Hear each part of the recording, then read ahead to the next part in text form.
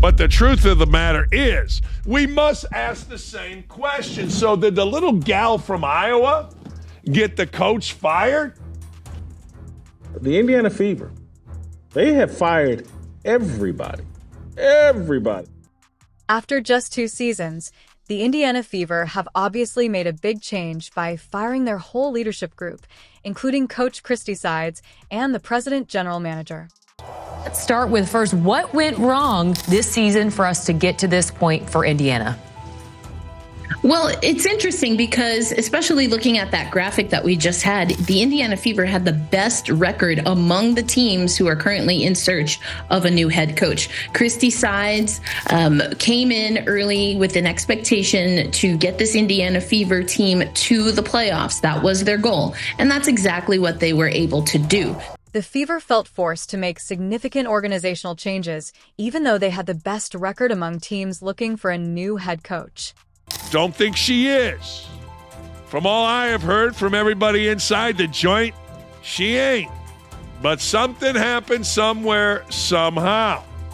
And the coach be gone. Here's the statement. We are incredibly thank you to Coach Sides for embracing the challenge of leading us through an integral transition period over the last 2 seasons, while also positioning us well for future growth. Yeah, really?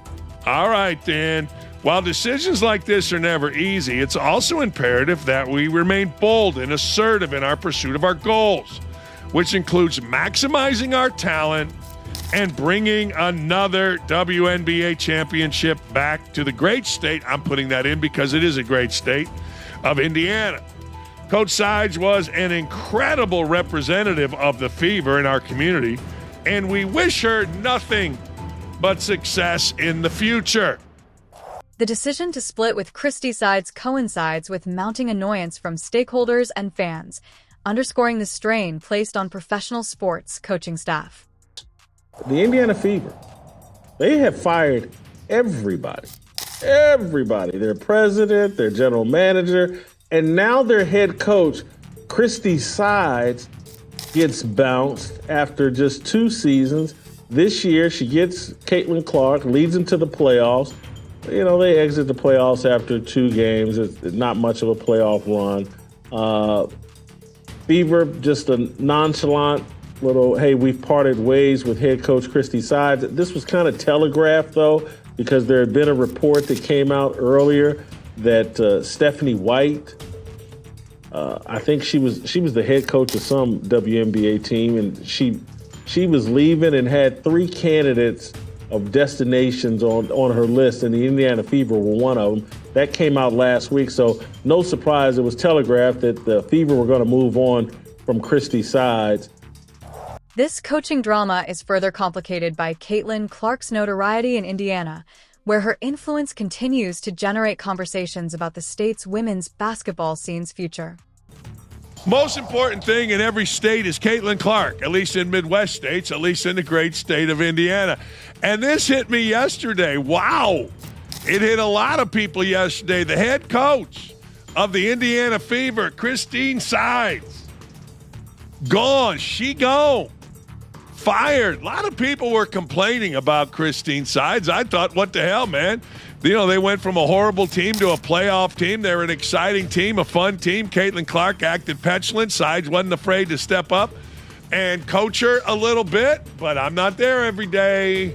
But I was surprised. A lot of interest in this job, as you can well imagine. If I'm the Indiana Fever, I got to think about 2 people. Stephanie White is somebody that played and is a legend in the great state of Indiana. And then the great Kurt Miller, who has coached teams left and right, part of the Olympic team. A great coach, just let go in Los Angeles. He's been in Indiana, was a head coach of the Hoosiers for a little bit. But this was surprising to me. Now, I wonder this. I'm going to the chin on this one. If, in fact, we do the same with the WNBA that we do with the NBA, must we discuss Caitlin Clark's influence on this? Must we? See, LeBron James gets a coach fired, and you know what happens. Everybody blames LeBron James, whether or not it was LeBron James. I don't know. But we all immediately go there. Everybody will tell you Michael Jordan got Doug Collins fired, Magic Johnson got Paul Westhead fired. You know, it goes on and on and on and on and on. Yeah, I don't know how many different coaches have been in how many different places. But the truth of the matter is, we must ask the same question. So did the little gal from Iowa get the coach fired? A lot of people, if you're going to do it the right way, you're going to have to say yes, aren't you? The question of whether we hold our athletes to the same standards when the stakes are high is raised by the dismissal, which some may consider unfair. So do we also do the same thing, and this is really unfair, but wait for it. Caitlin Clark, do we now do the same thing and say, hang on here, caller. Caitlin Clark, 1 year, one coach fired. Or let me ask you this question. You know, her coach in college retired after Caitlin Clark got the hell out of there. She retired. She said, adios, amigos. And she's available. And Caitlin Clark likes her. Wouldn't that be interesting? If there is one thing that could turn the general public off on Caitlin Clark, I would argue it would be if she becomes a coach. But it just seems interesting, and I don't know, because I'm someone, by the end of the year, I was good with Christy's side. Early in the year, I was anti-Christy's sides. I wanted her gone. I thought she was in over her head. By the end of the year, I had kind of warmed up to her and was good and didn't think she needed to be fired. Clearly, the Fever have thought otherwise, and clearly something's going on in the WNBA. I think half their coaches have been fired. And so the WNBA is recognizing they're at an inflection point, and they're trying to level up, it seems like, with all of their staff, and it certainly seems to be going on with the Indiana Fever, that, hey, they got a great opportunity to level up here in terms of president, general manager, and head coach, and they're taking that opportunity. It's what the WNBA needs to do. Going ahead, the pursuit of Lisa Bluder, who recently retired from Iowa, will be crucial for the Fever's future head coach choice. She might offer a wealth of expertise and change the course of the team. This head coaching decision, I think, is critical. If they go after Lisa Bluder, the Iowa coach, who retired just 2-3 months ago or 4 months ago after this past season, and she went to a lot of Indiana Fever games. This is Caitlin Clark's longtime college basketball coach. Love to see the Indiana Fever hire her. Would be good if they hired this Stephanie White, because she's had some success. She's worked for the Fever before. She's a former player. I think maybe she played at Purdue or IU. At one point, she was involved with the Fever organization. I do think both of these women have better resumes than Christy Sides.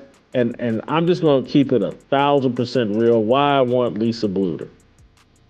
Caitlin Clark, and I don't know anything about Christy Sides. I really don't. Other than what I saw, I don't know anything about her personal life.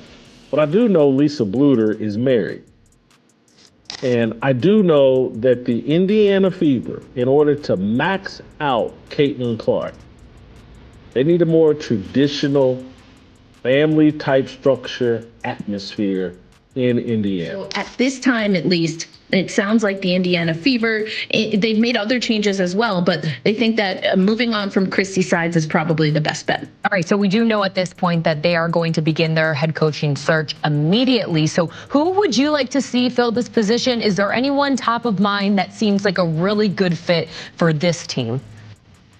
Even before the news today, there was a lot of conversation regarding Stephanie White. Now, Stephanie White has played in the WNBA. She was an assistant on the Indiana Fever when they won the championship with the great Tamika Catchings in 2012. And she also was the head coach for the organization before moving to the NCAA and finally returning to the WNBA. Going ahead, the pursuit of Lisa Bluder, who recently retired from Iowa, will be crucial for the Fever's future head coach choice.